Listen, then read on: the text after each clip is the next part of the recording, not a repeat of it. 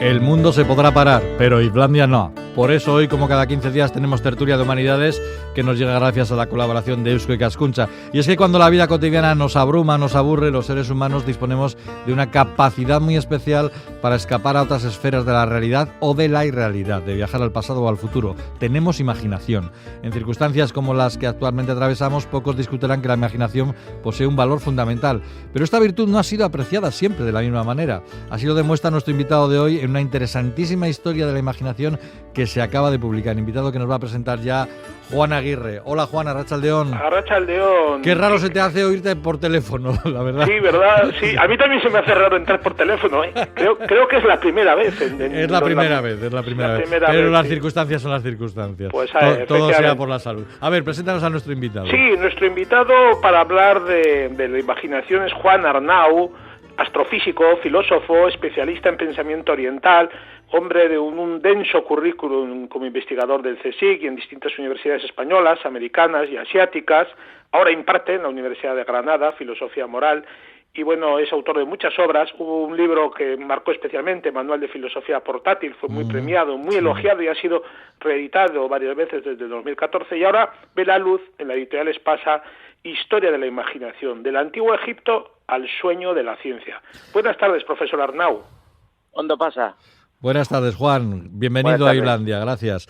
Oye, la tesis principal de este libro podríamos resumirla diciendo que en el principio no fue el verbo, sino la imaginación, mediante la cual la humanidad ha construido una realidad entre las muchas imaginables. Dices que incluso la historia, nuestra historia colectiva, es imaginación. Sin embargo, que ha habido guerras y paces, descubrimientos y pandemias, son hechos no solo imaginados. Explícanos esto un poco, por favor. Bueno, la gran pregunta es si la imaginación es algo que ocurre en la historia, ¿no? O si la historia es algo que ocurre en la imaginación. ¿No? Yo creo que no lo podemos saber, pero este libro apuesta por la segunda posibilidad, porque la historia es algo que ocurre en la imaginación. A lo largo de la historia humana ha habido muchas pandemias, y las pandemias siempre han tenido un alto valor simbólico. De hecho, es uno de los grandes temas de la literatura, la pandemia. Entonces, bueno, este libro hace el recorrido de la imaginación en Occidente desde el Antiguo Egipto, que es un mundo imaginal, es el mundo del que se nutre el mundo griego, que es el mundo que nosotros heredamos, es más vinculada a nuestra propia cultura europea, desde el Antiguo Egipto hasta la imaginación en la ciencia moderna, porque la imaginación ha sido un factor fundamental y lo seguirá siendo ahora que están todos los laboratorios del mundo en busca de la vacuna para este virus que nos asedia. La imaginación va a ser un factor fundamental en esa búsqueda, ¿no? Y en este recorrido, profesor Arnau, pues de la imaginación a lo largo de los siglos, se observa y se analiza muy bien en el libro cómo durante mucho tiempo fue la imaginación el eje vertebrador del mundo. Pero a partir de cierto momento podemos decir que se produjo una especie de traspaso de poderes desde la imaginación a las ideas, a la razón deductiva. ¿Por qué? ¿Por qué este traspaso fue una cuestión de pragmatismo? Bueno, en realidad hay dos grandes momentos, ¿no?, en la historia de la imaginación. Uno es antiguo y lo protagoniza Aristóteles. Aristóteles es el que funda la disciplina de la filosofía y es el que ha sido discípulo de Platón durante 20 años, ha aprendido del maestro, lo quiere, pero llega un momento en que el discípulo se tiene que distanciar del maestro. En cierto sentido tiene que matar al padre. Y Aristóteles dice, bueno, vamos a hacer filosofía, pero no vamos a utilizar ni los diálogos ni los mitos.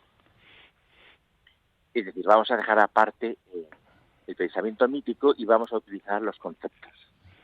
Este es el primer gran momento en el que el pensamiento toma otro rumbo y se disocia de la imaginación, digamos, visual y se centra en lo que yo llamaría la imaginación conceptual, porque los conceptos de la filosofía, de algún modo, si queremos que sean útiles en nuestra vida, de algún modo tenemos que imaginarlos y darles una forma.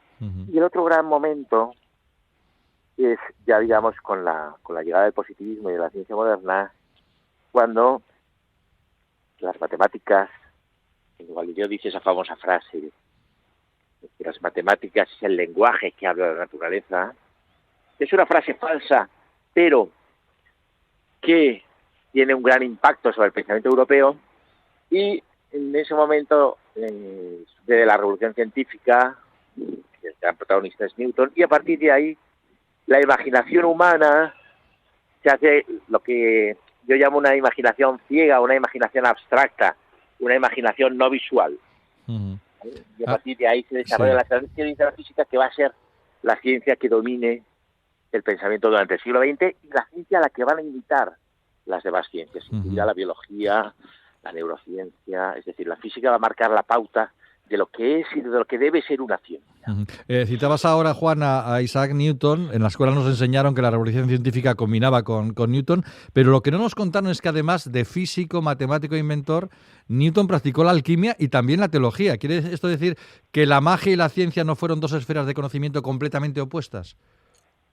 Bueno, en la historia de la ciencia se da por sentado que la magia, sobre todo la magia en el Renacimiento, es la precursora de la ciencia moderna, ¿no? Esto no cabe ninguna duda. Newton era un hombre que era un absoluto genio, pero su visión del mundo no era newtoniana. ¿Qué quiere decir eso? Que el Newton que ha pasado, el Newton que nos han enseñado en las escuelas, que es el Newton de la física matemática, es el Newton que escribe el libro más importante de la historia de la ciencia, que son los Principios de Matemática.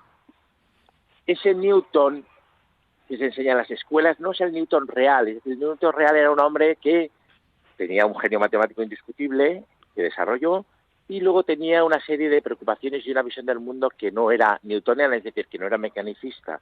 Él era un adepto o un seguidor o un practicante de la alquimia, tenía un laboratorio alquímico en Cambridge, y un laboratorio que además tenía que guardar un poco en secreto, porque en esa época, como se sabe, las grandes universidades europeas estaban controladas por la Iglesia, es decir, estaban controladas por clérigos. Y esto de la alquimia se salía un poco de lo ortodoxo.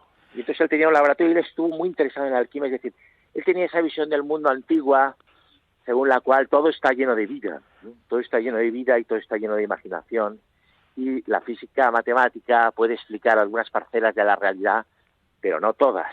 Entonces no se le hubiera ocurrido decir esa frase que pronunció Galileo, porque él sabía que la vida no es matemática, la vida no pueden explicar las matemáticas y nunca podrán, porque la vida puede ser deforme, la vida evoluciona en una dirección y si encuentra obstáculos pues cambia de rumbo y evoluciona en otra. La vida puede ser deforme, puede ser monstruosa incluso y ser vida, Acaba de mencionar el anterior enunciado el profesor Arnau el tema de ese salto que dio con la mentalidad, con el arraigo de la mentalidad positivista, cuando parece que las ciencias abstractas y la tecnología parecen pues como que se imponen ya definitivamente. Sin embargo, a la vuelta del siglo XX la imaginación creativa regresará precisamente a través de la física moderna y bueno, todo un Einstein terminará reconociendo literalmente que la imaginación es más importante que el conocimiento.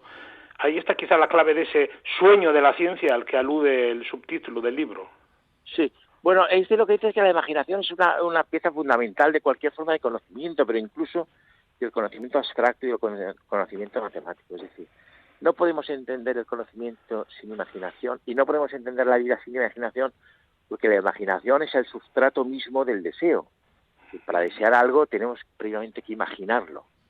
Sin imaginación no habría deseo y el deseo es el motor de la vida. En esto Einstein era un poco oriental, ¿no? Y seguía la tradición hebrea, que en cierto sentido es una tradición oriental. Y el motor del mundo, el motor, lo que nos mueve, es el afán, es el deseo, ¿no? Y ese deseo no sería posible sin imaginación. Sí, oye, de la lectura de tu libro, Juan, deducimos que lo que nos depara el futuro vendrá dado por cómo seamos capaces de imaginarlo. Y no es nuestro presente un mal momento para ponernos a la tarea, pues como dijera Kant, en las tinieblas la imaginación trabaja más activamente que en plena luz. No sé si estás de acuerdo con ello. Claro, sí, estoy completamente de acuerdo y por eso ahora es un momento tan importante para la imaginación y es un momento tan importante para que no nos dejemos atenazar por el miedo ni por paisajes lúgubres o sombríos. En este sentido, el exceso de información que tenemos ahora pues no es bueno. Yo a mis amigos y a mis seres queridos pues les recomiendo que no vean mucho el telediario, que lean y que no dejen poblar su mente por los paisajes del apocalipsis, ¿no? Que hay mucha gente que realmente está abrumada y está absolutamente angustiada con esta crisis pandémica que estamos viviendo, ¿no? En esta historia de la imaginación del profesor Arnau yo he encontrado algunas píldoras muy interesantes que me han estimulado precisamente para sobrellevar. Por ejemplo, cuando recuerda un pensamiento budista hindú en el que contra el miedo, que a veces nos bloquea, evidentemente, este precepto recomienda prestar atención solo al presente, vivir en el instante de una manera desapegada de lo demás, porque eso nos da en confianza y nos libera de temores, claro, el sacarle fruto a cada instante. Eso es el famoso carpe diem. Sí, claro. Bueno, pues aquí está el libro, Historia de la imaginación, del Antiguo Egipto al sueño de la ciencia, de Juan Arnau, lo ha publicado en la editorial Espasa. Juan Arnau, muchas gracias por estar con nosotros en estos tiempos tan raros, la verdad. Muchas gracias a vosotros y aupa con todo. Muy bien. Juan Aguirre, venga, nos vemos dentro de 15 días. Aquí estaremos. Venga, hasta luego. Agur.